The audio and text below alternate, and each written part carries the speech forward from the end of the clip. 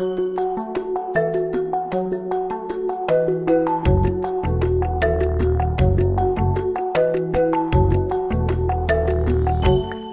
numéro 17 de la JLMB est essentiellement centré sur deux grands thèmes.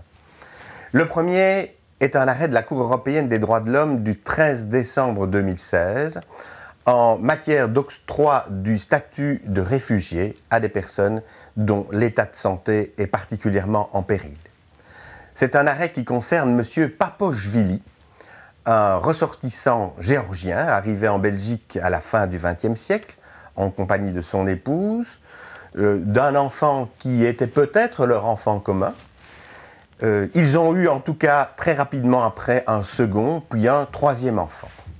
Monsieur Papochvili a commis différentes infractions, a été incarcéré à plusieurs reprises et l'Office des étrangers s'est fondé sur la commission de ces infractions pour refuser à différentes reprises de lui accorder le statut de réfugié, puis de lui accorder une régularisation de séjour. Il a réintroduit des demandes à plusieurs reprises lorsque son état de santé s'est particulièrement dégradé. Et la question qui était posée était celle de l'octroi d'une autorisation de séjour à titre exceptionnel pour motif de santé au regard des articles 2 et 3 de la Convention européenne des droits de l'homme. M. Papochvili n'aura pas eu la chance de connaître l'arrêt prononcé par la Cour. Il est décédé quelques mois avant qu'elle le prononce. Mais la Cour a décidé, à l'occasion du prononcé de cet arrêt, de revoir sa jurisprudence et de définir de façon plus précise quels étaient les critères qui devaient être pris en charge lorsque pareille demande d'autorisation de séjour pour raison de santé exceptionnelle devait être pris en considération. Paul Martens examine cet arrêt et le commente. Il comprend également un fondement sur l'article 8 de la Convention, le respect à la vie familiale, avec les rapports qui doivent être faits entre l'état de dépendance d'une personne par rapport à sa famille, précisément en raison de motifs de santé.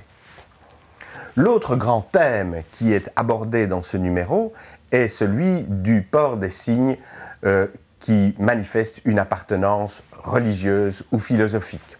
Ce sont les deux fameux arrêts de la Cour de justice de l'Union européenne du 14 mars 2017, dont on a déjà beaucoup parlé dans la presse. Deux hypothèses qui sont pourtant différentes et qui vont d'ailleurs amener la Cour de justice à prononcer deux arrêts en sens nuancé, je ne vais pas dire opposé.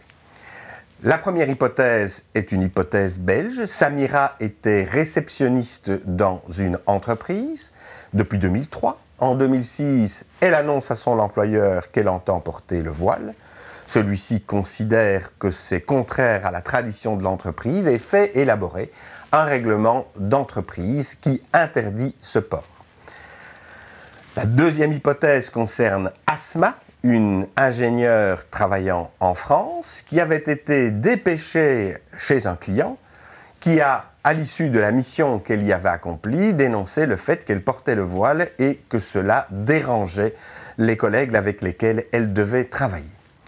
La Cour de justice de l'Union européenne va considérer que l'interdiction du port de signes de croyances religieuses ou confessionnelles ou philosophiques ou idéologiques peut être objectivement justifiée par des objectifs de politique de neutralité que veut observer une entreprise, mais que simplement vouloir faire plaisir à un client ne pouvait être considéré comme une exigence professionnelle et déterminante.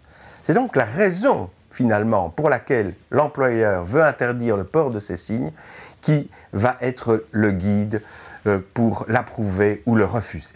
Geoffrey Ninan, qui a déjà beaucoup étudié ces questions, commente ces deux arrêts.